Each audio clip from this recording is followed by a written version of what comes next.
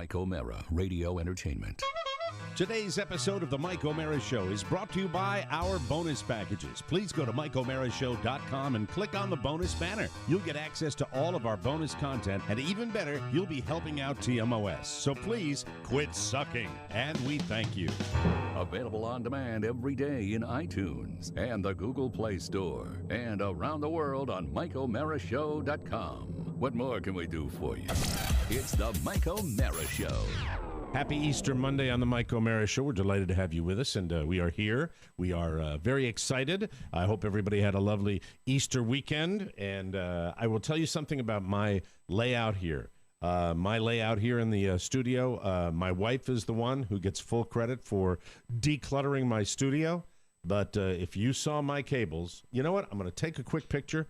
I'm going to send it up to Oscar. Oh, great! And I'll share it with the team. I'm going to show you what I look like down here, because it's really getting to be silly. It's really. Did she declutter though?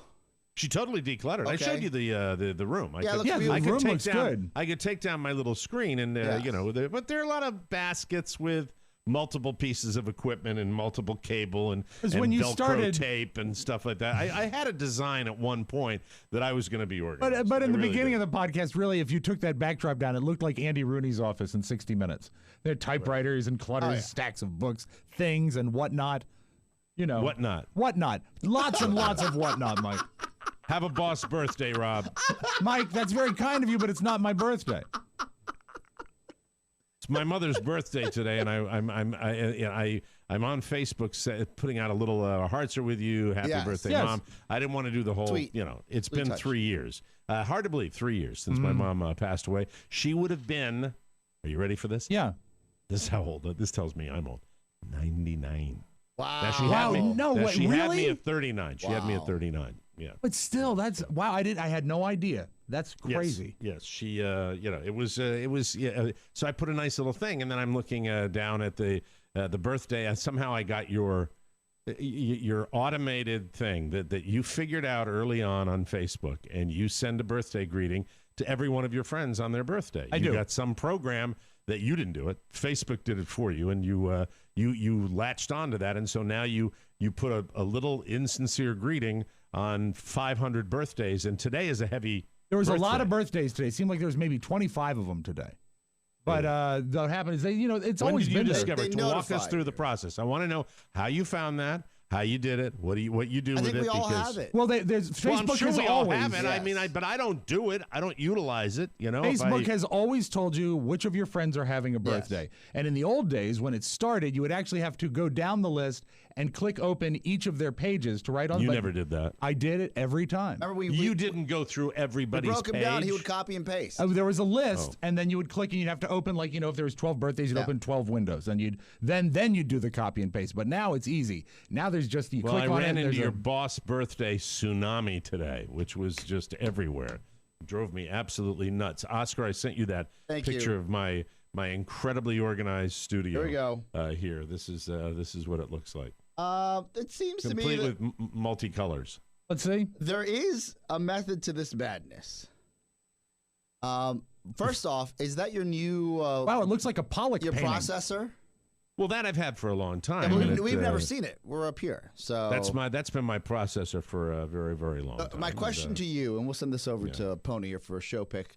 Not going to accidentally hit any volume controls with that configuration. Yeah, but that's like, how are you like? If everybody remember, what was that one movie with Catherine Zeta-Jones where she's going through lasers and her butt's up in the air? Oh, and it had Sean Connery in it as well. Yeah, Entrapment. So the set of Entrapment had less obstacles when Catherine Zeta-Jones had to put her butt and her torso and her body. But I can give you Barry White and Ginger interchangeably with a with the press of a button if you'd like me to do that. Yeah, start with Barry, please. Start with Barry White. Hey, how you doing? Hey, Barry. Hey, how's it going? Hi, how are you? What's happening? Is Ginger there? Hi, guys. How are you? It's Ginger. There you go. Yeah, there you go. Fantastic. Hi, Ginger. Hi, Barry. Are you? Man, you're looking hot today. Thank you, big boy. Wow. Oh my God. What? The line of sight to your processor is at least at best questionable. Yeah, what you need is maybe one of those. Yes, it is. One of those rearview mirrors they put on bicycle helmets. Yes. So you can see Mr. behind it. O'Mara doesn't like cables. No, he doesn't. And Jennifer, All right, when did anyway. we start calling no, you Ginger? No, we're done. We're done. Jennifer's gone. Sorry. Okay. Jennifer, microphone's put down. Don't feel like Monday, Jennifer. Easter Monday, Jennifer. But yeah, it's a little messy, so I'm sorry about that. But I wanted to share it with you. You know, it's a question of having 10 feet of cable for something that's requiring 2 feet. You know what? They don't make it easy. Cables tend to come in the lengths of like 6 inch, 3 feet, or 10 feet. And what you usually need is like a 4 foot, and it's just not an option. Or you would want more cable just in case you need to repurpose that type of equipment. Well, let me ask you this. Yes. And let me turn this up because, hold on. This isn't good either. I'm sorry. I'm messing with everything. It's Monday. There we go. There, that makes me feel better. There you go. How's that? Now you can hear every creak and click and all that. Hey, we're here. Hey, everybody. Been doing it a long time. Still have a microphone in front of my... Hey, you know what movie I watched over the weekend? What's movie? that? During this opening stream of consciousness segment on the program. Was it a biblical movie? No, it is the most depraved, horrific, terrible movie. It's probably been out 30 years. The Devil's Rejects, the Rob Zombie movie. Ooh. Oh, I've never seen that. The only redeeming thing in that movie is that Brian Posehn gets killed. That's the only thing I truly enjoy in that movie. But it is just so depraved. It's so just indescribably depraved, and it makes me wonder about his mind and what he's all about. Is Rob Zombie still a thing? Is he still making? He is movies currently, at all, believe it or not, working on a do you say biopic or biopic? I hear it both ways. I'm not sure what you're talking A biographical I would motion call it a picture. biopic. Okay. That's About what I who? like. He's working on a biopic of Groucho Marx. Of all things. Really? It's a weird fit. And he's working with this guy named Steve Stoliar, who was Groucho's private secretary during the last 3 years of Groucho's life. So it's going to sort of tell the story of Groucho's decline. But I'm interested in that topic. That's fun. I like that right away. But it's weird. It seems a weird fit that Rob Zombie would be doing a Groucho Marx biopic. Well, I think in The Devil's Rejects, if I'm not mistaken, I'm pretty sure that he is in that movie. That he's the skinny guy with the long hair. That he's the meet his description, the arch villain. But then he's got these blind. Karen Black was in one of his movies. I don't think she was in The Devil's Rejects, but they have these women who are just so nasty and laughing when they kill people. Just like in The Devil Wears Prada. No, nothing like The Devil Wears Prada. Well, they had women that were nasty and mean. Well, yeah, Miranda Priestley. Yeah, and by the way, you've hit on a film that I enjoy. Because when you think fashion industry, you think Mike O'Mara. Yes. That's the way I look at it. Nothing quite says me like a Prada bag and some Jimmy Choos when I'm wearing my pumps. But that movie's spectacular. The only thing that sucks about Devil Wears Prada is the boyfriend from Entourage. Adrian that guy, Grenier. Oh God, I'm so glad he's not a thing anymore. Why with his was he cutesy even little in face. that movie? Oh, he's just so terrible. Right? He's a chef. That is a guy that probably for most of his adult life he could like twitch at a woman and then she would just go, "Please jump in my bed. Please jump in my bed." And he's that way about everything, even on screen. Entourage, he was like that. Just playing. That was his character. But at the same time, the guy just. It leaves me cold. He really leaves me cold. Rob Zombie all of the men in Devil Wear Prada are too pretty slicky boy. They're for my taste. I'm not seeing Rob Zombie as a cast member in The Devil's Rejects unless he could have been an uncredited cameo. Well, it's not a cameo because he's in there the whole time. Who's in The Devil's Rejects? You have Sherry Moon Zombie plays Baby, Sid Haig, Bill Moseley, Danny Sid Trejo. Haig, I think, is the clown man. He's bald. If you look up Sid Haig, yeah, Sid Haig. Rob. Oh. What? Oh, Rob, if we ever do another live show, I'd love you to dress as Sid Haig. There's a character. What did Sid Haig play in the movie? It says Captain.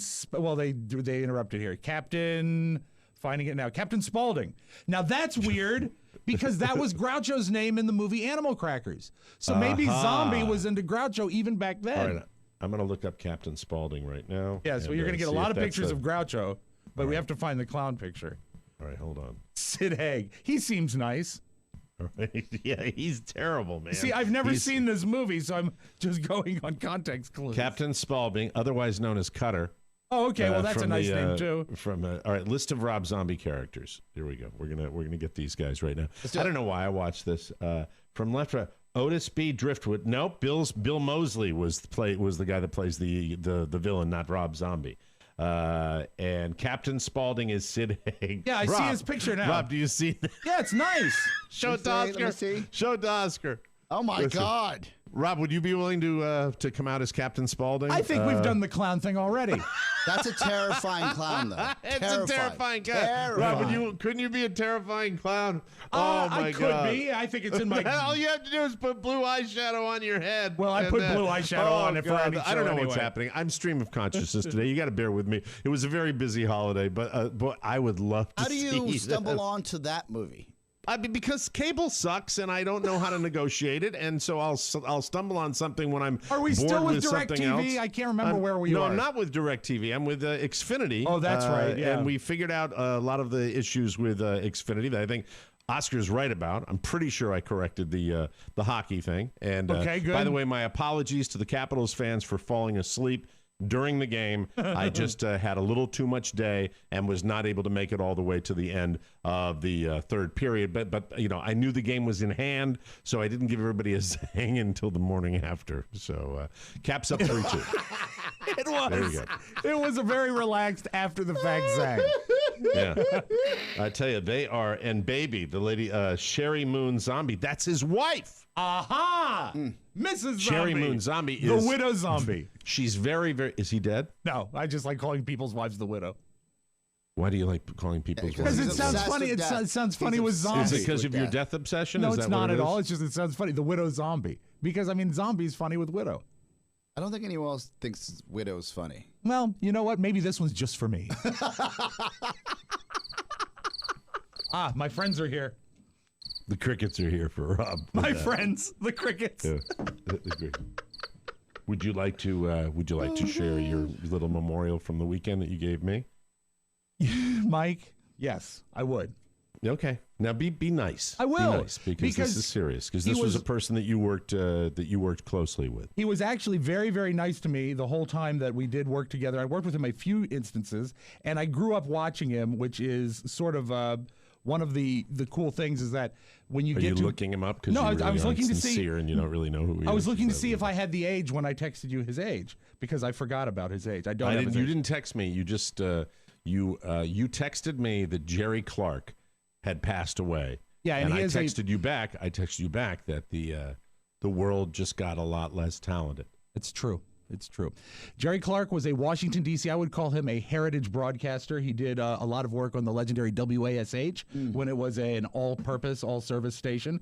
But his biggest claim to fame, I think, was he was the local anchor for the Jerry Lewis Telethon for many, many years and donated many hours to that, worked close with MDA. How old was he? Do you know roughly how don't. old he was when he passed? I would have texted it if I that's why I was checking. I didn't have an age. All right. So, but you worked with him at the local because you loved the cutaways telethon. when I did a few years where they do a local cutaway and they would bring a DJ in to goose the fishbowl or ask for donations. And Jerry had a big thing that if they beat last year, the Virginia, D.C., Maryland total, if it surpassed last year, he would shave his mustache live on the air, which was something that he did several times because he was a great fundraiser.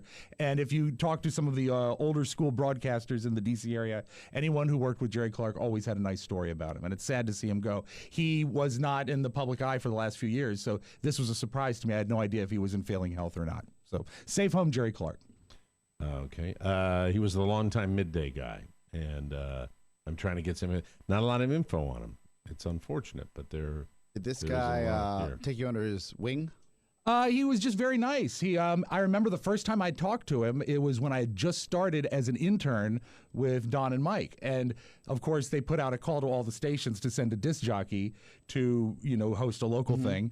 And Don and Mike had no interest, and there were no other real disc jockeys at WJFK at that time because a lot of the programming was piped in. So it was offered to me. And I was like, Yeah, hell yeah, I could hell see yeah. that making an impression. Not And anyone. so you go there, and you're sort of wide-eyed. You've Yeah. never done any TV before. Big deal. And he was cool. Pulled me aside, he said, "Here's what you do, and I've heard you on the Don and Yeah. Mike show, and thank you for coming out." And it was just very nice of him. So good guy. That's really sweet. No dressing room incident. There were donuts. I remember lots and lots and lots of donuts, and he said, "Please help Wasn't yourself." one of your all-time great moments that you finally got to be on the television Yes. when the telethon It was on? so You were cool. in the box that you watched for so many It years. was, I believe it was at Landmark Mall is where they were doing it that year, and they had the huge fishbowl. I thought you went to a studio. I thought you went down to the WTTG studio. No, I never did a studio cutaway. It was always, they like to do it as a remote, and so it was at the mall that time, and that was neat because I got a really, really good time slot. I believe it was 2 in the I'm morning. really frustrated that I can't find more information about Jerry Clark. That's terrible that there's not more about him. But it threw me because as a longtime telethon watcher, I had to be, at the set at 1 in the morning. Telethon comes on prime time. I couldn't drink before I went down there. Yeah. So I had to, at midnight, put on my tuxedo and drive to Landmark Mall. I couldn't drink and watch I the didn't telethon know you did properly. it from Landmark Mall. I That's, think it was at a mall, and I think it was Landmark that year that we did How it. did the you? first year. How were you received when you did that? It was wonderful. It was very nice. Everyone was ready. There wasn't a lot of people at the mall, so the enthusiasm came from the phone bank and the people that were the. Did he leave after you got there? No, I just did. He was on every break. It was one DJ so per he was break. doing Wait a the whole second. thing. Right. So when you watch The Marvelous Mrs. Maisel, Yes. and she's doing the telethon, did that remind you of your time on television? A little bit, yeah. Right? Yeah, it was very cool. I mean, it was. I mean, and that is really. Yeah, but you that's- didn't do stand-up. No, I didn't do stand up. I was given cards to read. Oh, but still, I got. You know what I you're got on to, late night on a telethon. I got to read the silver and gold bonus member cards. I remember that, thanking people for $100 and $200 pledges. I think it was. Would this be the origin story for your telethon love? No, love the telethon from way before this. Okay. But this was my first time to get my hooks in it. Wow. Yeah, it was neat to be a part of it. And people watched No. TV back then. They did. The They only had thing I've colored got is televisions. So you got it from DCR TV. Yes. Yeah, and there's nothing more. That's Do you think sad. it's accurate? Because I worry about that website. That Well, guy. I believe that wingnut. You never know what he'll put anything up there. I'm because Facebook it's friends full- with, filled with like haters and all that. I'm crap. Facebook friends with John Dowling, and John Dowling posted a memorial as well. So I do believe it. I see he put up that I interviewed James Patterson, so I didn't go. I'll have to check the mailbag out and see how they can twist that into a hateful comment. That'll be my fun activity of the day. I like because I don't go to that website anymore at all. A nice visit. Since I moved down here, I stay away from it. But I'll have to go in there and go. Oh, I didn't know Mike could read. Didn't know Mike could read books. Didn't know Mike could read books. I'll do that. Well, anyway, since we don't have any of the details, since you got your information from DCR TV, And I wanted you to know. I wanted you to know. Can I throw in one other thing that's just a weird thing about Please. time zones? Go right ahead. On my way into work today, roughly 7 o'clock, I get a text from Julia, who is going to be back tomorrow from her Asian She's in vacation. Japan. Well, today she's in Beijing. Ooh. And so it's China. like 7 in the morning, and she says, just sitting down to dinner to have Peking duck in Beijing. And it's just a total mind-blowing thing that, the time difference would be like that. And then she just texted me again. She says, Peking gourmet is better than Beijing. Oh, wow. Well, that's where I'll be taking my daughter for her graduation. Oh, it's day. awesome. Good. Yeah, which I'm pretty excited about. That's awesome. And she also, and I think if I'm lucky, I'm going to be able to meet the beau. I think I'm going to get a chance to meet the boyfriend. And by the way, she texted me a picture of the boyfriend really intensely watching the hockey game on Saturday night, which made me very, very happy. I like that. I like a shared interest, and he was super intense. Just a little Instagram of him watching the hockey game. I guess they went outside and they projected it. Was it a warm night here on Saturday beautiful. night? Yeah, beautiful It was weekend, gorgeous. yeah. And so they projected it out there on like the side of a garage or something. There was a bunch of neighbors that were in there watching. Very, very cool move. And so I'm looking forward. I hope I meet this guy. I got it. How do I? You don't think it was a suggest posed? that? You don't think it was a posed photo? Like No, I don't. pretend for my father? No. He was too intense. It was Okay. like she was like looking all over the place, and she loved the idea of the projector. But she's a bit of a hockey fan Sure. too, through me. And then showed him, and he was like super into it, which I just loved the video. So I want to meet the kid. I want to meet him, and give him my talk. How long have they been? Which I've stolen from Clueless. Even though he's not picking her up at my home, I'll say I have a 45 and a shovel. I'll dig a hole you won't be missed. How long have they been seeing each other? I don't know, 6 months or so, 6 months okay. to a year. I think that's it. I'm not sure. I am not sure at all. So, but you've not met him at all. Have you talked to him on the phone? Yeah, I think I met him on the phone one time. So, it's like, hello, sir. Yeah. Hi, how are you? Nice to meet you. All right. Very good. It's bad on the phone, though, because... Let me see how you do a proper interview. All right. No, I'm not. Mr. Hahn. No, everything's fine. It's hard to meet them on the phone because it's important. I think eye contact is important, and their presentation when they first meet you is important. Yeah, back when Catherine had a boyfriend that didn't look at me when I shook his hand, and that just makes me think that very bad. Absolutely. And then when we went to the high school football game, and there were 5 of us sitting on a little row in the bleachers, and he went to her side. Where they were as far away from me as he could have possibly gotten, and that was a big faux pas. Yeah, and that's great, because but that ended, and that's okay. And I'm sure by now he's got that skateboard empire that he was working on back when I was. Yeah, he's going to make them. He's going to make skateboards. Sure. Yeah, good luck with that. Ball bearings. I'm sure that'll go very, very well. Do we have Mr. Frumkin here? We have we do. He's standing by. We have a treat. We have been doing so many deep dives on Jeopardy. We're going to do another deeper dive as this guy James Holzhauer goes into week number 3, I believe it is. He's completed 12 episodes. This will be his next one will be his 13th. So that sounds about right. Yep. That he's going into week number 3, and we're going to take a deep dive on it. I have so many questions about Jeopardy, and I'm sure you guys do too. And he's a fan of this show for a long time. One of our most famous game show contestant fans on the show, Josh Frumkin, Jeopardy player, will be joining us on the Mike O'Mara Show. When we come back, everybody. It's the Mike O'Mara Show. You can listen to the Mike O'Mara Show at www.mikeomarashow.com. Stay tuned for an outstanding entertainment program. It's the Mike O'Mara Show. Let's get down to business. From the entertainment capital of the world. So my mother's upset that I'm not raising my kids to be Catholic. I got 2 kids. They're 5 and 2 years old. And I said to my mother, well, look, I'll expose my son to it. If he likes it, he likes it, because I'm not against it. It's just I'm raising my kid to be good and kind and loving, but apparently that's enough. They have to also believe in magic. So I say, all right, I'll take him to church. I'll take him to church once. If he likes it, I'll sign him up. I'll get him in the program. And I take him on Easter, because that's like the Super Bowl for kids at church. It's the most fun day. You got the chocolate rabbit, you got painted eggs, all the important religious icons are there on Easter. And we go to the church, and we walk in, and the kids are wearing the fun hats, and the choir's singing, and he's lighting candles, and he loves it. And then he sits down in the pew, he looks up at the wall, and he sees the crucifix, and he just goes pale. And I said, what's the matter? He goes, I'm scared. I said, why are you scared? He goes, I'm scared of Jesus. I said, why are you scared of Jesus? He goes, because he's got no shirt, and he's got owies on his head, and he looks angry. I'm like, you're right, let's get the out of here.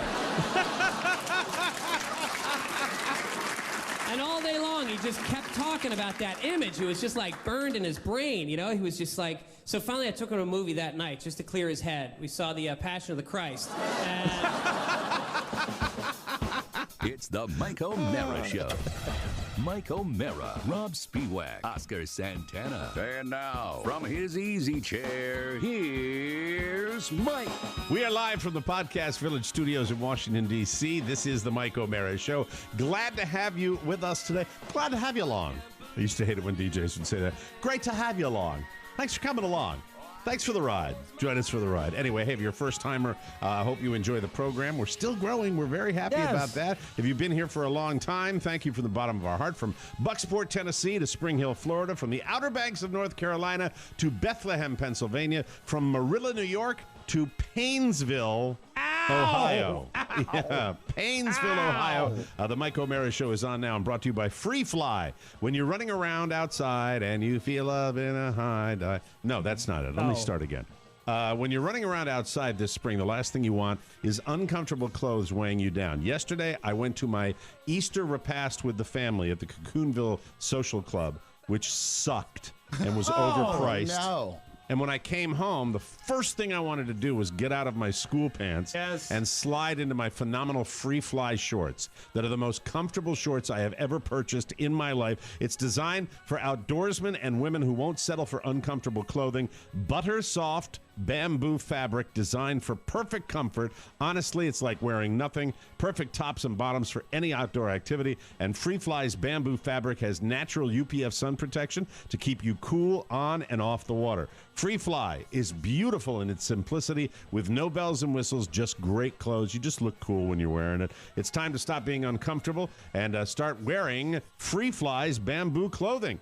Mother's Day and Father's Day are just right around the corner, so gear up for mom and dad. Plus, you can get 20% off when you visit freeflyapparel.com and use the promo code TMOS. That's freeflyapparel.com, promo code TMOS. This gentleman's been with us as a listener for a very, very long time, and I think early on, many years ago, we actually spoke to you because of your phenomenal run on Jeopardy. Josh Frumkin, thank you so much for taking the time to talk Jeopardy with us today. Let's give him a round of applause. Thank you. Yay, Josh. Josh, you've been, how long have you been listening to the show? Oh. So, goes back to 1990 when you guys were on JFK. My friend Roy, my brother Seth, my wife Alicia, we've all been listening for every day for a very long time. That is not so too long, cool. but it's been, it's very surreal to be in here, I got to tell you. Yeah, well, you've interacted with us, and we've interacted with you over the years. I know that. And we, on Friday, when I was having my 50th discussion about Jeopardy with this guy, James Holzhauer, who was just very, very interesting, I said, well, let's get Josh to come on the show and talk about it, because the interesting thing about this run that this guy is having on Jeopardy is that there's a segment, I'm not alone in this. No, not at all. There's a segment of the American public that I don't think was there for Ken Jennings. There's a segment that thinks this guy's up to something, just based on his demeanor, based the way he looks at the camera. The funniest line was from my wife when he tells this lovely story about his grandmother coming over from Japan, didn't speak a word of English, and they watched Jeopardy together. And I said, that's a really sweet story, and Carla doesn't miss a beat and goes, yeah. It's a little too sweet. And it was just, there's something about this guy. But first of all, for you, Josh, I would imagine just being on that show and being part of it, it's got to affect you about the word about Alex Trebek a little more, that he's battling this. And I know we're all pulling for him, but you being there, that's got to be kind of more of a gut kick for you when you heard that news, I'm sure. Yeah, absolutely. I mean, so I taped over 2 days, came back won the last game of the first day and came back. So I spent those are the two, my wife might listen to this, so I guess I should say my marriage or the birth of my daughters or something, but those are probably the two best days of my life and he's obviously a huge part of that. So it is, it's sad. It's really sad. Yeah, it stinks. We were just curious about this buzzsaw.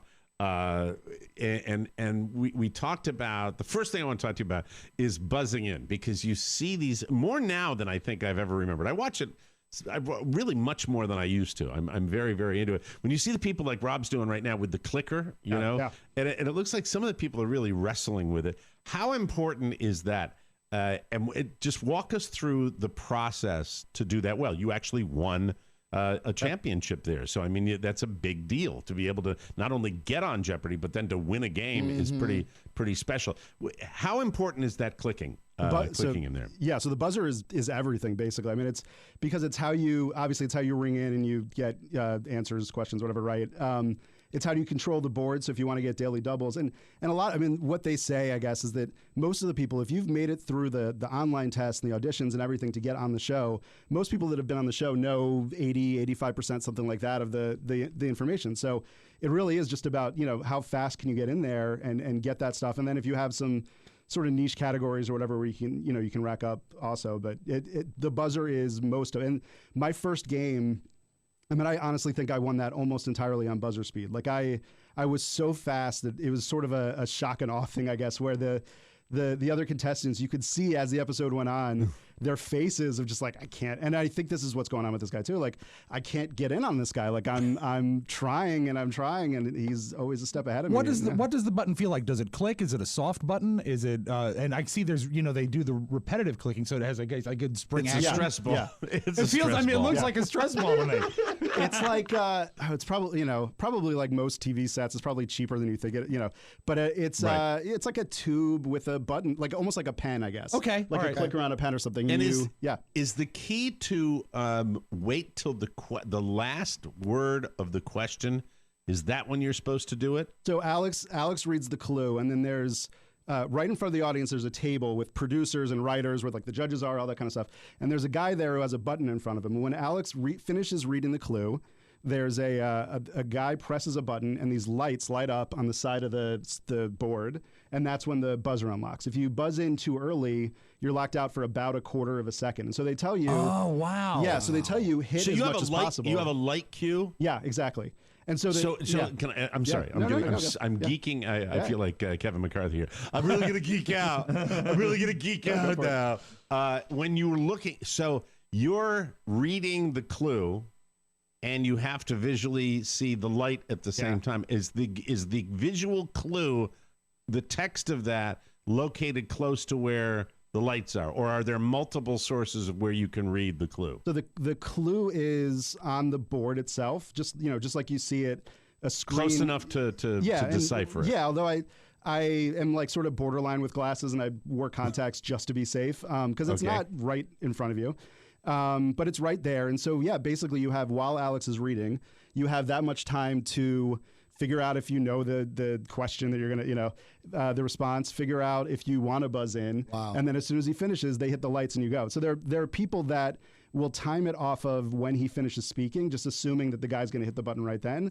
I figured that my peripheral vision, because you're looking at the clue. And that's what I was going to say, because you don't see the eyes. Right. You don't see the people, because the eyes would be shifting. Yeah, exactly. If it was it was, so you have to see it with your peripheral. Right. So I figured. Cool. So I figured my peripheral vision and my hand-eye coordination, I guess, were good enough that I was just going to go off the lights, and I was going to be faster, and I was faster than everybody. So with your contacts in, did you read ahead? Like, you would almost use, have to read ahead, you would have to use Yeah. Alex almost as like a spacer. Yeah, exactly. Because so you have to determine before he's done reading. You're already in whether you know or not. Right. Exactly. Wow. Yeah. I mean, that's how I play. There are people. So when Ken Jennings was on, which is I think like 15 years ago. It was 15 years ago. Yeah. When Ken Jennings was on, you would see him. He'd actually buzz in and then figure out the clue. I remember watching him, and I guess he just knew so much. He would just buzz to get the timing. He'd bet on himself to figure out the clue, and then he'd go. But I was not that confident. I mean, so it's a light thing. Yeah. And obviously, if you, and I would imagine there's a bit of rhythm to it. Yeah, if you've got another guy that's like hitting the light when he's done reading the clue, you have to be kind of in sync with him and know his rhythm. And that's a tough job the guy has. Well, I guess it's not really tough. You just wait till he's finished and then press a button. It's probably his cousin Sam Trebek. Who just got, we're going to get you a job on the set, Sam. It's not tough. Now, what were you, 10 years ago? Was it, were you 10 years? 6 years ago. 6 years ago, December you were 12, on the show. Yeah, how? What kind of shape? What kind of condition is that old fossil Johnny Gilbert in? The guy that goes, "This is Jeopardy." I would think that he's like in an iron lung or something. How old is Johnny Gilbert? He's old, and he was wearing his satin He studio still wears jacket. that satin shirt, right? Yeah. And he's doing. I mean, it's amazing to and he's he's practicing before you go on. He's practicing the pronunciation of the names, and so it's crazy to hear Johnny Gilbert say your name. I mean, that's that's just like sitting here with you guys.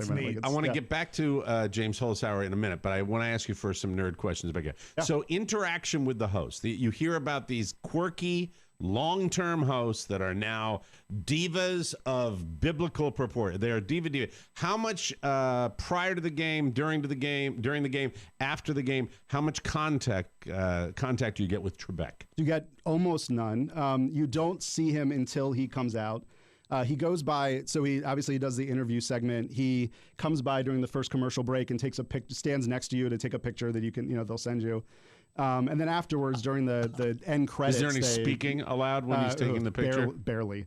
During the end credits, you chat a little bit, but he is, he's Stifle, doing his Josh, job. Stifle.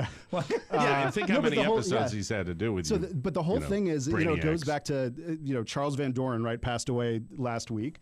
And it goes back to the quiz show rules. It's all about, there's so many regulations about who you're allowed to talk to. And their whole point is Alex has the answers, and therefore you can't talk to him because he, could, I guess, give up the answers.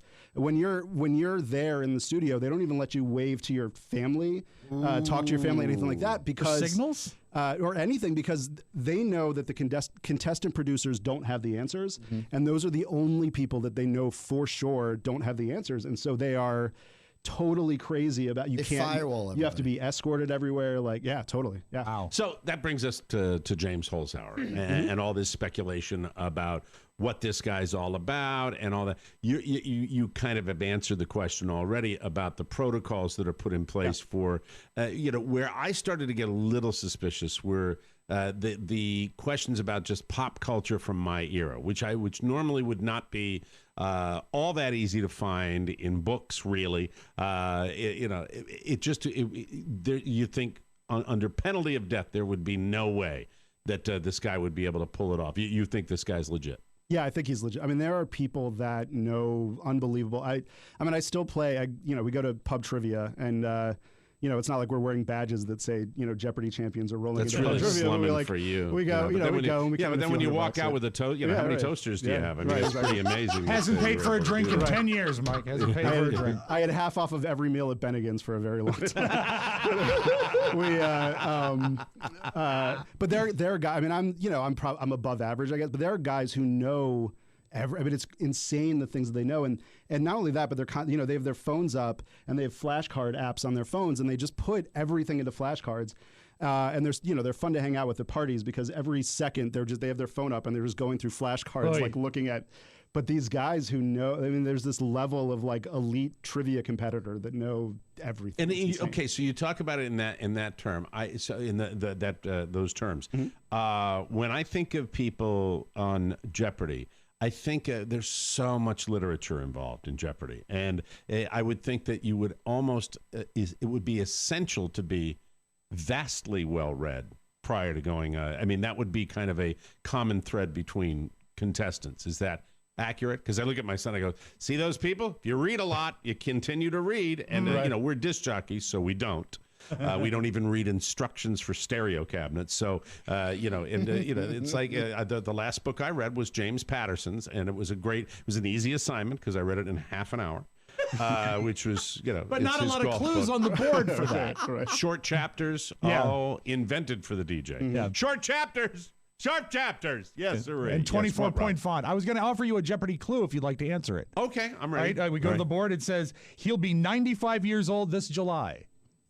Ooh. The answer? Who is Johnny Gilbert? 95. He's 94. What? I know. He's I the thought same. he was He's the like same the same age as no, Alex. He's concurrent with Barker. He's 8 months younger than Bob Barker. Did he look 90 when you saw him? He's an old guy, but he stands. He stands in in a wheel him booth. out, or is he like ambulatory? Like, is he walking around? No, he like stood there at his microphone and said people's names. Wow. Okay, But, can you hang out for one more second because I want to Yeah. finish up with you on Jeopardy and this is I love this because that's that's how pathetic I am. That's all I do now is sit at home and watch Jeopardy. I'll be there tonight. We'll take a break and come back with more fun with Josh Frumkin, Jeopardy contestant extraordinaire, Jeopardy champion Josh Frumkin. When we come back on the Mike O'Mara Show. It's Political Persuasions. Hey, it's Chris Freitas with Political Persuasions. It's finally here, the Mueller Report. Mike and I dissect it. We give you our thoughts. Also, Attorney General William Barr, could he have handled things differently? And where do Democrats go from here? Tune in, find out. You can download Political Persuasions at politicalpersuasions.com, iTunes, Stitcher, and wherever fine podcasts are found. Welcome back to the Mike O'Mara Show. We've been telling you about Liquid IV, the fastest, most efficient way to stay hydrated. I love it. I love it, love it, love it, love it. Drink it on the golf course down here in these hot temperatures in Florida. Now that spring is here and you'll be outside all the time, you need Liquid IV more than ever. This is one of those clients that came to the Mike O'Mara Show that we're also very excited about. It's wonderful stuff. Liquid IV hydrates you 2 to 3 times faster and more efficiently than water alone, with an added bonus of vitamin C, B3, B5, B6, and B12. So it's got your vitamins in it. It's wonderful stuff. Liquid IV is the fastest growing wellness brand. You can find it everywhere, even Costco. Liquid IV hydration multiplier is sold. Costco. I love Costco. I know you do. It's great. I'm happy for you. Liquid IV hydration multiplier is sold at all Costco's nationwide. Costco. It is healthy. This is a Liquid IV commercial. They are the people that are advertising, not your friends at the big cinder get it block at Costco, store. Mike. It's where you buy Thank you very much. Liquid IV. You can also get it online, Rob. Yes, you That's can. where we'd like people to go. It's a healthy alternative to traditional sugary sports drinks, no artificial flavors or preservatives, non-GMO, vegan, and free of gluten, dairy, and soy, and it can provide the same hydration as drinking 2 to 3 bottles of water. I love it. I know you will too. Right now, our listeners get 25% at liquidiv.com. Buy it at the website. When you use our code TMOS at checkout. That's 25% off anything you order on the Liquid IV website. Go to liquidiv.com and enter the promo code TMOS to get your savings and start getting better hydration. That's liquidiv.com, promo code TMOS. Don't wait. Start properly hydrating today. We're here with Josh Frumkin, who was a Jeopardy champion, and we're going behind the scenes at Jeopardy. Really, really fantastic. Were you, by the way, when you had your moments where you got to tell your little stories for your 2 nights on Jeopardy? 3, right? Yeah, I was on 3 because I won 2. Yeah. I'm Rob's giving me terribly PTSD sorry. with the music. That's sorry terrible. about that. Right. Josh begins to sweat when he hears this. Oh, it's Final Jeopardy! What was your final Jeopardy category when you were a champion? So my first one was 20th century dramas. My best was my. So you asked about being well read. So Yes. the second one was 1920s literature. Was my second final Jeopardy. And right before I had gone, I haven't read any Fitzgerald, Joy. I haven't read any of that stuff. But I studied the plots of everything just in case. So they asked this. The clue comes up, and it's like when this title structure. It's this thing about a book, and this something collapsed and killed all these people. And I didn't even know who wrote this book, but I had watched all of these bad movies. I decided 10 years ago, actually, 2009, Rotten Tomatoes came out with this list of the 100 worst movies of the decade. Wow. And I decided I was going to watch every single one of these movies. And one of them happened to be an adaptation of The Bridge of San Luis Rey by Thornton Wilder. And so this clue comes up, and I sort of got I thought my jaw dropped on. It doesn't look like it on camera. I was like, oh my God, this is what they're asking.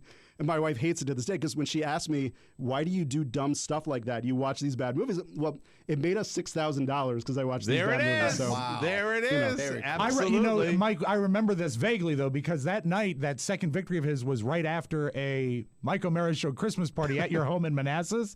And, oh, no. And it got you to watched be, it? we watched it together. Oh, did we really? Yeah. And it was in your TV room, and I remember there was a lot Was I passed out? I remember you and I, it was a lot of, everybody be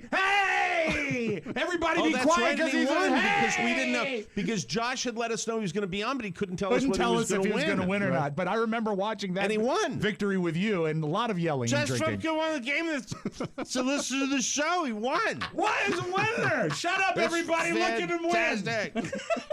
By the way, Jimmy, thank you for my laugh out loud moment over the weekend. Probably totally politically incorrect, but Jimmy sent me a little message yesterday. Is it appropriate to drink a rusty nail today?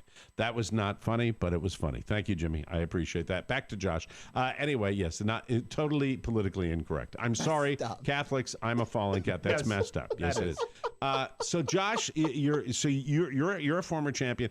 A lot of the scuttlebutt about this guy. James Holzhauer, you say almost extreme, not impossible. Nothing's impossible. You never know. What is your impression of Holzhauer watching him on Jeopardy with this magnificent run of his? Yeah, I mean, he's playing the game to a point that obviously nobody ever has. I brought some stats in there. So he's averaging $71,000 per episode. Ken Jennings averaged about $34,000 an episode. Amazing. So, so he goes all in all the time. Yeah, right. He bets with the all daily double. So Jennings won $2.5 million in 74 games, and Holzhauer would break it in 36 games. He'd break the record. If he kept it. He's up to 12 now. So if he kept winning, it's insane. But there is the level of fearlessness about this guy is what stuns me. Yeah. He will be in the second half. He will be in the double round, daily double round, double Jeopardy. And he will go all in early in that game if he gets a daily double, which just stuns me. He did it on Friday night where, he hadn't gotten up to his usual lofty level, and then he puts it all in. And I'm like, oh my God, you've got like $8,000 you're going. It's fun to watch him play the game. He's fearless. He's a professional gambler, and he has this, certainly did not, I was fearful. He's a professional gambler, and he has that attitude of just, he's going to keep pushing, and he has confidence in himself, and it's crazy. Yeah. Did you get any daily doubles when you were playing? I did, yeah. And what was your strategy going into that? Did you have to be painfully aware of where you stood against the other players? And what was your strategy? So they have if you're facing the board to the left, they have where the scores are. Okay. And so, you have a couple seconds, I guess, to decide what you want to bet. And so it was, just based on the category mostly. I was not as aggressive as I probably could have been. And when I saw a couple of the clues pop up, I was angry at myself for doing that. How much of a pucker factor, before you go into the street, the very first game, I would imagine the pressure is, this is showing your brain on national television, and you could have, I feel so bad for the people that go under zero, they get into negative numbers. It's you like, won't Peggy, be joining sorry, us. You won't be joining us in the final round because you're too stupid. Go back to Oshkosh, and no, it's just it's an amazing. Are you a pretty unflappable guy? You seemed unflappable when I could lie and say I remembered watching you, but I was obviously drunk at my party. I mean, I think I put on a good show. I mean, I didn't eat for like a day and a half before I went on there. I'd slept for like 2 weeks. I could barely sleep. I was but once I got there, first of all, everybody's nervous because they're, it's crazy for everybody. And I figured, look, this is my shot. Like, I'm going to regret this for the rest of my life if I don't go in there and just sort of get myself together. And I was able to calm myself down and sort of get in a rhythm. But it's, people were going outside and taking smoke breaks every 5 seconds, and people were, not being able to work the buzzer because they were so nervous. And those are obviously the people that, aren't doing well. But it's, you're under the lights, and it's nuts. Yeah. You never did the like ding, ding, ding, ding, like people do, where they put it almost up to their chin and they're going, because I mean, once you don't get in, you don't get in. Yes, Oscar. I was hoping you'd have a question. Well, Oscar, you guys are, just doing all kinds of things all over. I was just like, well, I'm just going to wait till Josh is towed off, and then I can ask a real question here. I'm sorry, I'm into it, man. Josh, is it harder the day after winning to actually come back, because then you have more pressure as the champion?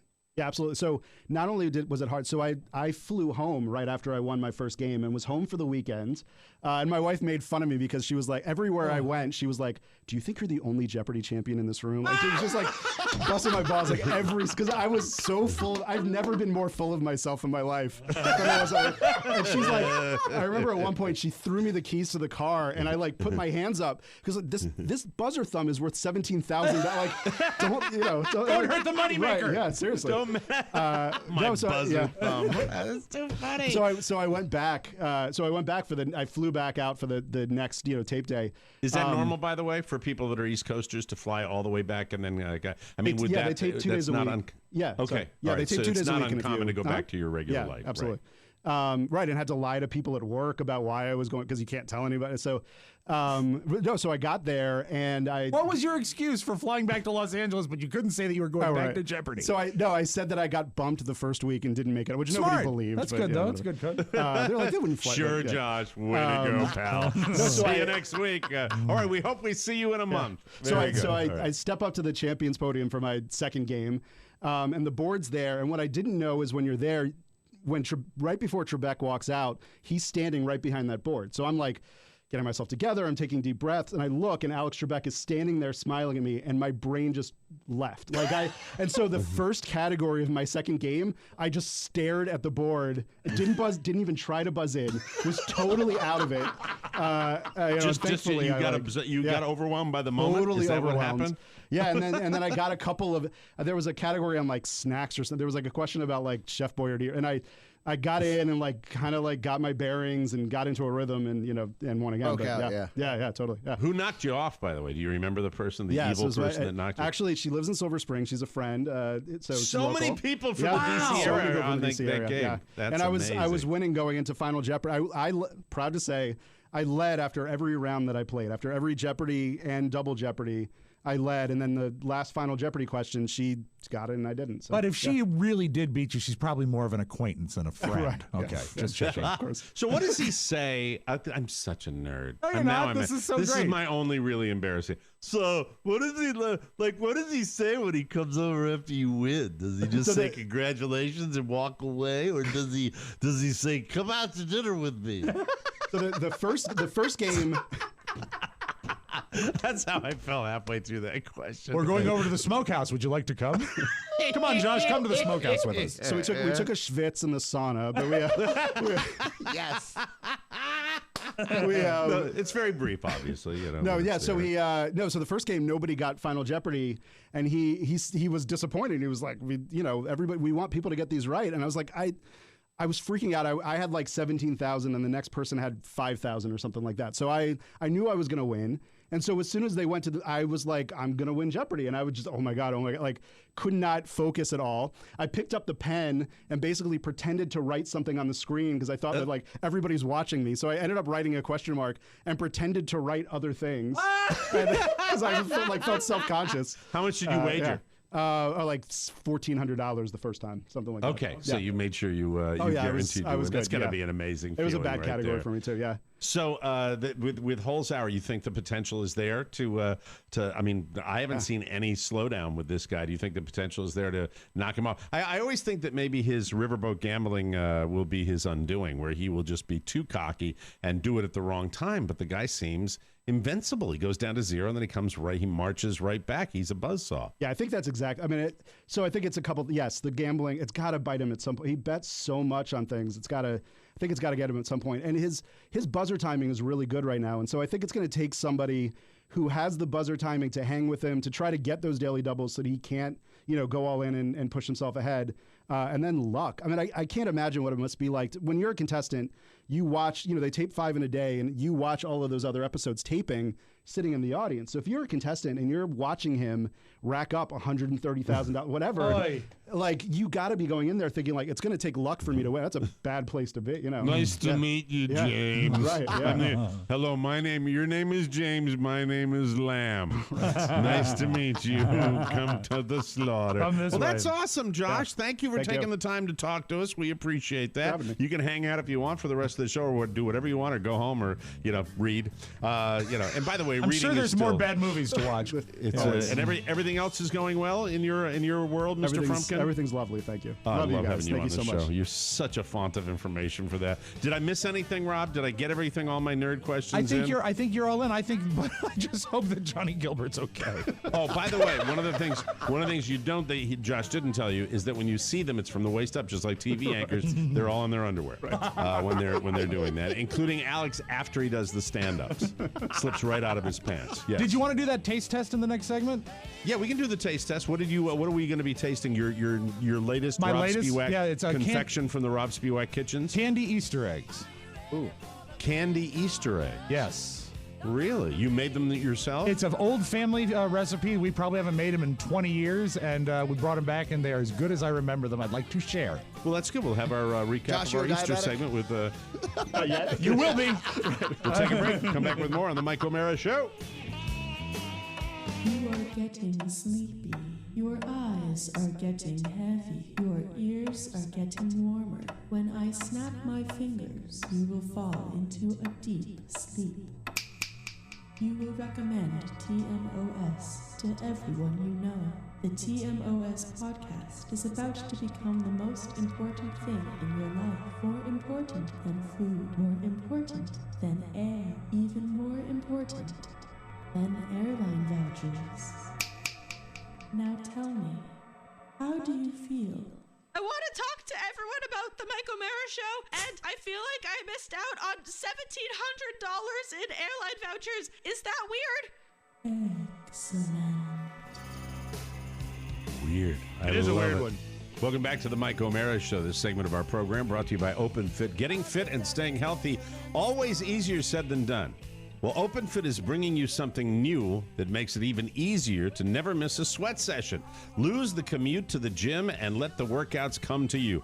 Everyone's bodies are different, and OpenFit gets that, which is why it's personalized to your needs with custom-tailored original content. OpenFit classes are led by some of the most effective and engaging trainers in the world. These trainers know how to get you results quick. It's super simple. Just press play and work out on your schedule. View it and do it on your computer, web-enabled TV, tablet, smartphone, or Roku, anytime, anywhere. Lose up to 15 pounds in just the first 30 days. Flatten your abs, shape your body, and look and feel great. Carla has been doing Open Fit for months now, and over the weekend, just for fun, she was able to break my arm with one hand. Oh, that is fun. It was very special, and she just giggled and then went and finished our Easter ham. Happy Easter. Open Fit has just changed the way Oscar works out, and with the code TMOS, you can join him on a fitness journey personalized just for you. Again, use the code TMOS and start using Open Fit for your journey to a healthier life. Right now, during the Open Fit 30-day challenge, our listeners can get a special extended 30-day free trial membership to Open Fit, where you can lose up to 15 pounds in 30 days when you text TMOS to 30 30 30. You get full access to Open Fit, all the workouts and nutrition information, totally free. Again, just text TMOS to 30 30 30. We are here on the Mike O'Mara Show. Thank you, Josh. That was super cool. Very cool. And now we're going to reward you with a Spiewak confetti. Now, what do we have in here? I saw that intern Dahlia is here. Dahlia brought in the confection of the day. What do we have? Okay, these are my grandmother's chocolate Easter eggs. They're very rich, so I wouldn't suggest eating it like a Reese's egg in its entirety. Okay. Best served slice. Just a piece. It is the filling is maraschino cherries, butter, vanilla extract, confectioner's sugar, and then it is salt, and then it is black walnuts, and then coated with dark chocolate that has some wax melted in it so that it coats it. Somebody hold it up to the camera? Please, Dahlia, do it. Since I'm not There's there. a toothpick Hey, Dahlia, in it. can you what is it? Can you hold up to the camera, Dahlia, please? Yeah, and so, please, you can actually hold the plastic under it. There you go. No human hands will touch. Right up to all the way up to the top where the webcam blue above. light is. There You you see? Hi, Dahlia. Hi. Is it like hard chocolate, Rob? Yeah, around the because outside? what happens is you put a little my paraffin God, that wax looks great. into the chocolate so it coats and hardens it. So it has to be refrigerated. That's the thing. I would have been delighted to ship you one, but it wouldn't make it in the Florida heat. No, there's no way it would make that. Now, Oscar is going to complain that it is too sweet. I know this. Why would I do that? Because I'm not a monster. You're not, but they are so good. I actually said this when I was cleaning up the kitchen. My mom and I made these on Saturday, is that even the dishes smelled good when we did the dishes because it's just butter and vanilla and cherries. And the thing that's so great about these are black walnuts, and that really helps the flavor profile. You're doing a great job there. what happened? I think perhaps we need a slightly sharper knife. Yes, that's good. But you know what? That's enough, good for now. Please, Mr. Frumkin, as our guest, would you like to try? You have no nut allergy? No. Okay, good. Okay. Good heads up. Well, I mean, just making sure. He can grab a piece if he likes. Do you think Dahlia maybe would have had a better strategy than just taking your fist and pounding it onto the egg and busting like one it of into those a- chocolate oranges? Yeah. Thank you. So Boy, please I enjoy, wish this- gentlemen. I Get so in, wish get I in. was there right Oh, now. yeah. All So right, it is, as I say, it's very rich. But All right. I'm Frumkin, getting what do you think? nods. Oh, I'm getting nods sorry. all around, which is Buttery. good. It's definitely buttery. It's good. I mean, this is great. I love it. As my mom and I were I breaking want to down, hate it, but I love it. my mom and I were breaking down the recipe, which now only exists on a tattered index card that my grandfather carried in his pocket. Is that Do you think it's are they essentially easy to recreate? Do you think? They're not hard to do. It's I'm going to retype up the recipe because we had made a few tweaks, but it's essentially chocolate covered cake icing with cherries in it. That's what it is, and it is the greatest flavor. in the world. Chocolate isn't tricky, I guess. No, it's easy. It's hard to coat it with the chocolate because you have to melt it in a double boiler. But anyway, absolutely. It looks really really good. Oh, I'm Mike, so depressed. you'd eat the whole thing, man. And you'd You love could. it. You'd love it. Like if you like got a to sweet see my- tooth, then you're in. I wonder if they put away my son's chocolate bunny yet. Let's see. All right, hold on. You can always replace it. No, I don't have any time. I don't have. Yeah. You can eat it and then replace Josh, you it. picked a good day to come in. He's going. No, I'm He's back Make on sure my you tell program Seth about today. this too. No. I have a problem. I have a disease. I have a disease. I swear to you, there is a disease.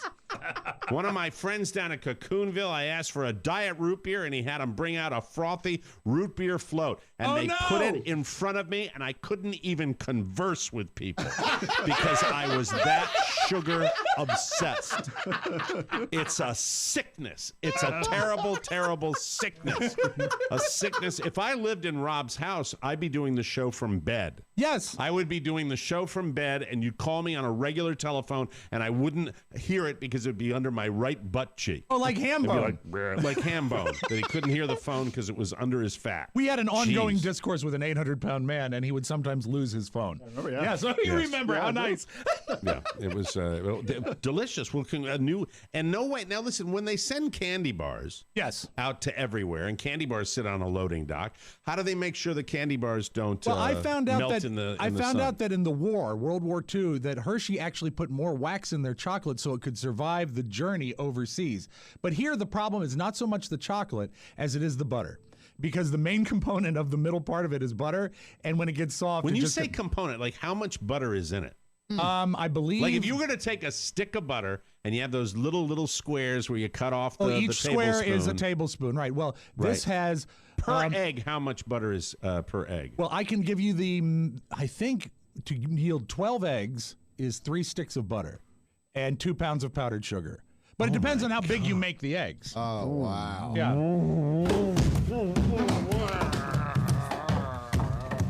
But Mike, wait, you're missing the point. What? Black walnuts have protein, so really it's healthy. Black walnuts. Yeah. Oh, there you go. And by the way, I would think that just in your house you'd use white walnuts, but that's just my opinion. All right, we got to take a break. We'll come back. We've got our spanking news you may not need right here on the Mike O'Mara Show, everybody. You might want to turn that up, Sticky Fingers. There's too much chocolate on his finger. You shut up and you shut up. I ate left-handed, okay? Jesus, focus on the show. Ate left-handed, you jerks. Oh, it's your boy Paulie again. Now, I heard some of you P1s don't have Alexa, but you do have Google Home. Well, guess what? The Mike O'Mara Show is also on Google Home. It's our new thing. Check it out. Opera music hey, for him. Google, play the Mike O'Mara Show podcast. Okay, resuming podcasts. The Mike O'Mara Show, number 2208, full course meal. Mike O'Mara, radio entertainment. Today's episode of the Mike O'Mara Show is brought to you by our... That's unfriggin' believable, eh? Take it back, Mike. What? Oh, thank you, Paulie. And thanks for the pictures of your Easter celebration and birthday thing that you did. It was wonderful. This segment of the Mike O'Mara Show brought to you by Ring. Ring's mission is to make neighborhoods safer by keeping you connected to your home from anywhere in the world. So if there's a package delivery or surprise visitor, you'll get an alert and you'll be able to see, hear, and speak to them. Down here in Florida, I don't know what it's like up where you guys are, but it's constant around here where people are busting out the bad guys with their Ring technology. It's fantastic. Hell yeah. Changing Taking the way people down left and right. Oh, it is. And changing the way people do security. It's so good. I have the Ring floodlight cam up in Maine. I keep track of it. Get to see, hey, hello, Virgil. How much snow's on the ground today? Isn't that wonderful? It's a motion-activated security floodlight cam that I have with built-in floodlights, a siren alarm, two-way audio that I terrified my sister with one time. You can see, hear, and speak to anyone on your property from anywhere. I'm in love with it. This Ring technology is the new security systems that people are using. Here's a pro tip. I did this. Get the protection plan. All of your Ring video is saved forever, and that equals peace of mind. As a TMOS listener, you have access to a special offer on a Ring starter kit available right now. It has a video doorbell and a motion-activated floodlight cam. This starter kit has everything you need to start building a ring of security around your home. Just go to ring.com/TMOS. That's ring.com/TMOS and start living safer today. Before I hit the news sounder, I just want to say happy birthday, Mary Elizabeth O'Mara. She would have been, are you ready for this? 99 years old today. Wow. She would have been 99, and in just salute to Mom. We lit her candle today. It'll be burning in the O'Mara household all day long, and I would have been a total monster without her genes, because she gave me the empathy gene. The gene where a lot of people have it, where like you walk into a restaurant, you see somebody eating alone, and you get a hole in your heart because you're freaked out about that. My mom was always about that, and it was just an amazing person. I went back and was reading some of the tributes to her from friends of hers that she worked at the hospital with. 12,000 hours as a volunteer at the Newington Children's Hospital, later Connecticut Children's Hospital, and she loved working with kids. The story I like to tell about my mom is that at one point she was approached and they said, we're so short on office space here. It's terrible. She said, well, put me anywhere. And there's the greatest picture. I think my sister has it up at her house where her office where she would check in people for day surgery, the children that were coming in to have procedures done, was a gurney where all the paperwork was on the gurney in front of a wall. Wow. That's all my mom required to do what she did. She didn't need anything more than that, and that was her cool little thing. And she's got this beaming look on her face when she set up her gurney to as her office for checking people in. Just a special moment. So I love you, Mary Elizabeth O'Mara. I just wanted to say that, and she would have been 99 today, which in a way is very old, but it makes me feel extremely old too, because as you know, it's all about me. News. Boo. ABC, this is bad, bad, bad. I know. Is staging live remakes of episodes of All in the Family and the Jeffersons. And there's going to be a name here that's going to be just everything you need to know about it. The show's going to air May 22nd. It'll be 90 minutes long, and Jimmy Kimmel will co-host it with Norman Lear, who created both shows, and the cast that's been announced so far. All right, it's a good cast, but listen up. Woody Harrelson and Marissa Tomei will play Archie and Edith Bunker. I'm okay with that. That's okay. Well, if you're okay, but that's giving them okay on the whole concept. I know. Well, maybe I'm not okay then. Yeah, because the whole concept is bad. Ellie Kemper will play their daughter Gloria. Okay. Jamie Foxx and Wanda Sykes will play George and Wheezy Jefferson. Justina Machado from the One Day at a Time reboot. Oh, that was a Netflix show that Norman Lear did, yeah. And Jane the Virgin will play their maid, Florence. And Will Ferrell will play their white neighbor, Tom Willis. There you go. The big guy from All in the Family, the big kind of nerdy guy. Well, no, he was Jefferson. Right? But Mike, if nothing else, it's an excuse to play Sammy Davis Jr. What are you singing? playing? This is Sammy doing the theme to the Jeffersons. I wish you had the original. I can do that. The way Glenn Miller played songs that made the hit parade. Guys like it. Okay, here, you got the real one? Coming up, give me a sec. All right. But this was TikTok. This was the Jeffersons. Yes. Right? Yes. But why don't you like this? Well, I like the remake of it? Yes. I don't like remakes. Okay. It's like it was an American original. And then when you put Will Ferrell in there, who's nothing at all like the original But it's guy. a one-off? Yeah, exactly. Mike, as a bonus, here's the closing theme to All in the Family. Oh, that's the closing. Yeah. Because you know why? It's actually called Those Were the Days. That's why. Do you... Oscar, if you say one thing right now... Here, no, don't worry about it. I'm doing it now, all right? Let's hear the original Jefferson. Where we're moving on now, to the side, to a deluxe apartment. Yes. I discovered the Jeffersons because they would play them afternoons after school, and they would just come on DC-20, and I'd be like, well, I guess I'll watch this. Yeah, well, you had to watch what was on TV back then. So broad. And that's Not all as it funny was. as All in the Family. Not as funny as All in the Family. But All in the Family is so cutting edge back in the day. I don't know. The reboot, it rings hollow now. It rings hollow. Hi, little man. And did I get it right? They're going to do Michael's them off of school. The kid's off of school today. They're going to do them live like plays? I don't know. Michael, you want to come in here for a minute? I'm picturing the live musicals. Yeah. So if it's a special like that, a one-off, yeah, can't imagine they'll do a season of it. Well, no. Will Ferrell's much too busy making great I think movies. We'll all watch. Trainwreck or not. Yeah, I'll take a peek. Yeah. Root against it. We'll definitely be rooting against it. Flub your lives. Miss it. I'm trying to get my kid on the show. All right. There he is. Come on. Here he comes. Say hi to Mr. Frumkin. Right over here. Hi, Mr. Frumkin. Hi. Do you know what show he was on? What? You know the show that Mommy and Daddy watch every night? Jeopardy? He was a champion on Jeopardy. He won. Really? Yeah. And he likes your daddy's show. You want to say hi to Mr. Oscar? Hi, Mr. Oscar. Who's that right there? Who's the other guy? Who's the other guy with the big head? That's right. Said with just a slight tone of disappointment. Hey, buddy, how you doing? So, did you have a good Easter? Yes. I'm gonna show you something that I got for Easter. No, not your machine gun, not your Nerf machine gun. I just said it. I'm sorry, but that Gammy got him the machine gun. That's spectacular. Yay! All right, Toys go are out fun. Go out and play. What are you doing today with Mommy? I'm gonna play. After you're done working, I'm gonna play a video game, and I'm gonna go swimming. Nice. That's a Sounds pretty like good fun. little Monday, isn't it? Would you like to sing a song? Let's do. Would you like to do the March of the Stormtroopers? Oh yeah. 1, 2, ready, go. Da da da da da da da da da. No, I'm better. Dun dun dun dun dun dun dun dun dun dun dun dun dun dun.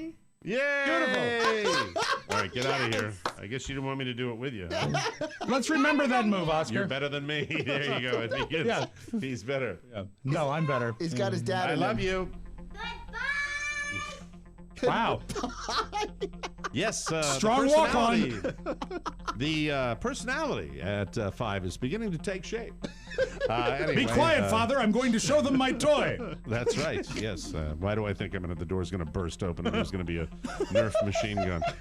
Be lit up. Anyway. My God, we're running out of time. Well, that's it. I'm sorry. I'll go right to the kicker. Oh, good. All right, here we go, because the rest of the news was... speaking of 5-year-olds, ladies and gentlemen, let me just do this. Hold on. I'm a little OCD that way. There it is. Hit it. A 5-year-old boy in Michigan had a craving for McDonald's, but his grandmother was sleeping, so he called 911 to make a request. No. Isaiah Hall of Wyoming asked the dispatcher, "Can you bring me McDonald's?" Dispatcher Sarah Kabursky said she told him no, but reached out to the police. Wyoming police officer Dan Patterson says the request made him laugh, so he stopped at McDonald's on his way to check on Isaiah's house at the western portion of Michigan. Patterson says he thought, "I'm driving past Mickey D's on my way there. I might as well get him something." The officer said the first thing the boy said to him was, "My grandma's going to be so mad. Can you please go away now?" 5 years old. What the officer didn't realize was that inside the house, along with his grandma, was Billy Bob Thornton in a Santa suit. Oh no! That's what happened with that particular thing. You know, kid home alone with his grandma. Bad Santa. That's a bad Santa joke. We'll take a break and come back with the Audio Vault and Rob Spiewak right here on the Mike O'Mara Show. This week on The Real Interns of Podcast Village. It's me, Dahlia. And last week, when I took my lunch break, I heard something in the bathroom. So I stopped and listened for a minute, and you won't believe this. But Johnny was in there listening to a different podcast. One of those LA ones where the two co-hosts talk about being gluten-free but still live with their parents. The worst part was, he enjoyed it. So I told Oscar, and now I'm the only Monday intern, if you know what I mean. Johnny doesn't work here anymore, unless you count walking dogs as work. Follow the interns at MikeO'MaraShow.com. I love our intern crop. Welcome back to the Mike O'Mara Show, brought to you by the TMOS bonus packages. Well, you all know what today is. Yes. It's Easter Monday, bitches. As you know, Easter Monday is the day after Easter Sunday, and it is a holiday in some countries, but not around here, so that sucks. Also, Easter Monday is in the Western Christian liturgical calendar as the second day of Eastertide, and in the Byzantine rite is the second day of Bright Week. Who cares? It all means that the weekend is over. All the good jelly beans have been picked through, and we're staring at over a week of egg salad for lunch. So that sucks, too. What do you do? What do you well, do? The TMOS, what do you do? Well, the TMOS bonus show comes to the rescue. You see, the bonus show is an extra episode of TMOS that you can grab every week. No hiding, no hunting, and no horrifying rabbit required. Remember, the future of our show depends on it. Plus, it's got more laughs than Ben-Hur, the Ten Commandments, and The Robe combined. The Robe? What's The Robe? Great biblical movie. I think it has Victor Mature in it. It's a biblical spectacular. God, you're going with. Was that the only one you could find? The Robe. I thought it was a good punchline. Just go to MikeO'MaraShow.com, click the bonus banner. You get access to all our bonus content. You'll be helping TMOS. So get off your ass and buy it now, you idiot. Thank you. Thank you very much. Welcome back to the show. Let's open up the audio vault for Rob Spiewak for today, Easter Monday, April 22nd, 2019. Take it away. So what has become the biggest thing about taking a vacation anymore? It's not actually going and enjoying the vacation. We'll find out next week. We put your pictures on the social media so people are jealous of you seeing where you are, right? Sure. Well, what if you can't afford to take a proper vacation? All eyes look to Nebraska, where they've established a new company called fakeavacation.com. Oh, I might use it because I'm not going anywhere next week. Where you can just send pictures of yourself and they will Photoshop them into various locations. Here's their ad. Introducing Fake a Vacation. Instead of going on an expensive vacation, you go somewhere nearby, have fun, and take some pictures. You choose a destination of your choice and place your order. Send us the pictures you took, and we send you your vacation pictures showing you were at the destination of your choice. So you can then share those pictures on Facebook, Instagram, or social platform of your choice. So next time when you can't make a vacation, fake a vacation. Packages starting at $39 only. I looked at some of their best work, Mike, and it will fool anyone who has an advanced case of cataracts. It's bad Photoshop. Well, what happens is it's not so much the pasting of the people, it's a matter of proportion. The person looked at the Great Wall of China like a 9-foot person.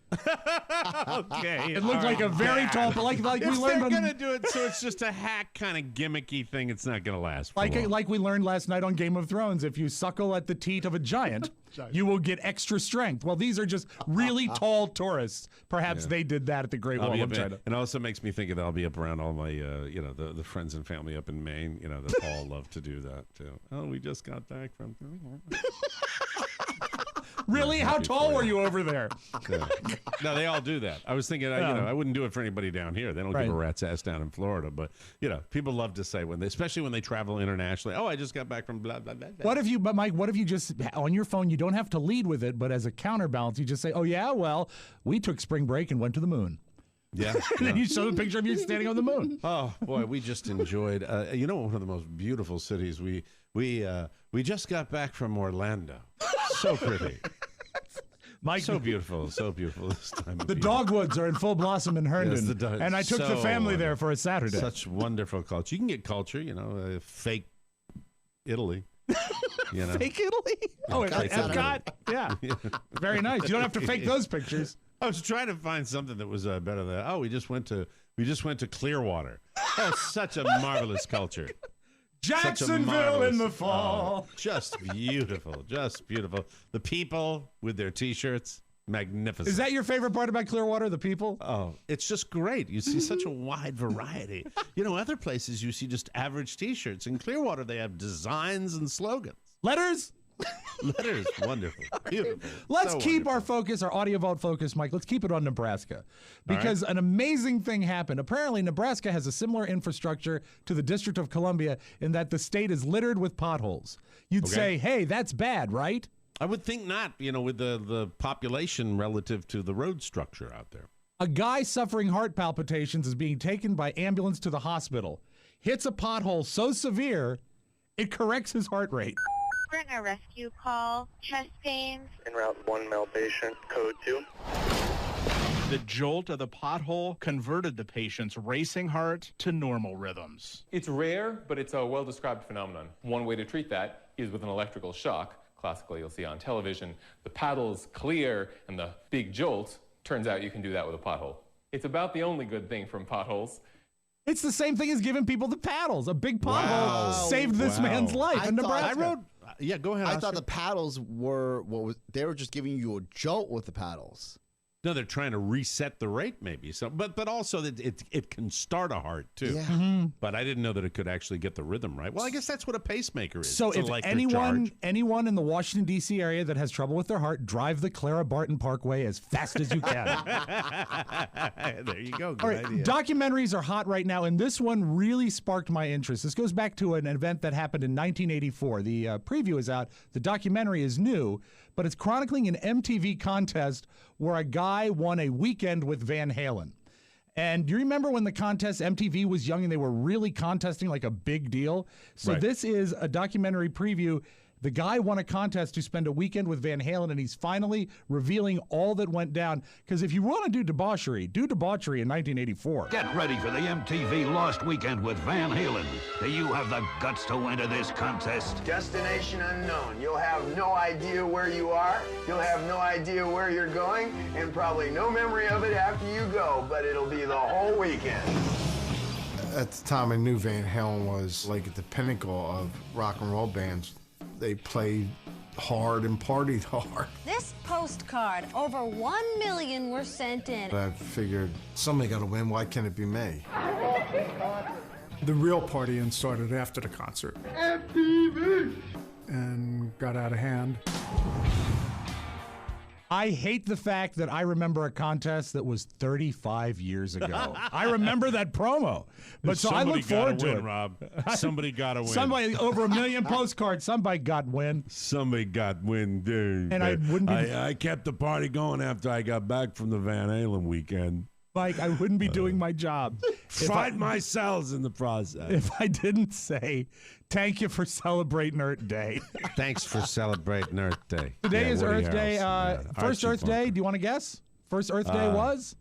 What's the first one? Yeah, April 22nd of what year? I got it. Yeah? 1994? That's exactly wrong. 1982. 1970. So saith Walter Cronkite. A unique day in American history, a day set aside for a nationwide outpouring of mankind seeking its own survival. And then he went out back CBS and burned some tires. By the way, 1970, very much in the national consciousness of global warming, climate change, that type of thing. We were talking about it back then. So, way to go, industry. You did it. You didn't have anything affect you. Congratulations. Quite they reactionary. killed the planet and you let it happen. Yay! All right, we close with a montage I found on YouTube that I enjoy. These are some classic Freudian slips from local newscasters. When you're reading stuff in front of you and you're not focused, things get away from you. Here are local newscasters. Let's get excited about that 69. I mean, that's pretty good this time of year, isn't it? I know you're excited about the win, but how about that 69? Let's go back to the hose. Oh, that sounded terrible. Back to the hoses. Police department in California is taking an unusual approach to catch porn pirates red-handed. Porch pirates, yes. Oh, pardon me. Wilson. It was a volleyball. Wilson. Yeah, I remember. I saw it. Volleyball. Get my cruises in those. And your balls getting mixed up. Yeah. 6'13". Soccer ball, volleyball, not that kind of balls. California is fighting.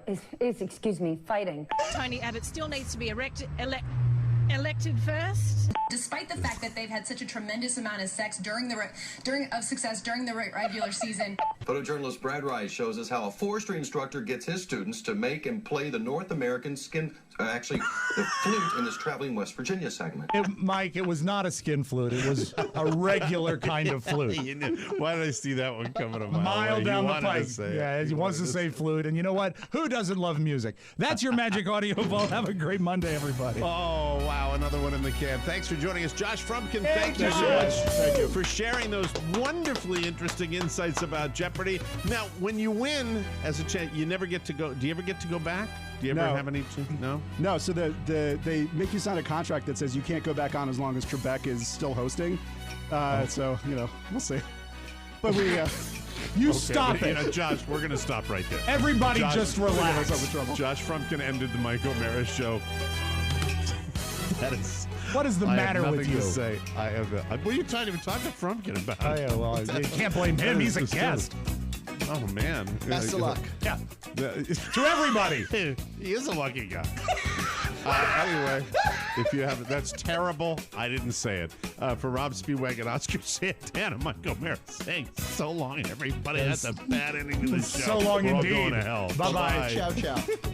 Before you go, please make a mental note. Today's show is made possible by the TMOS bonus packages. You can secure yours right now by going to MikeO'MaraShow.com and clicking on the red bonus banner. Buy it or give it. Either way, you're helping out TMOS, and that's a good thing. Thank you, and go in peace. Mike O'Mara, Radio Entertainment. He's got to be pleased with that. The crowd is just on its feet here. He's a Cinderella boy. We are the music makers, and we are the dreamers of dreams. Wait! Where are you going? I was going to make espresso. Goodbye.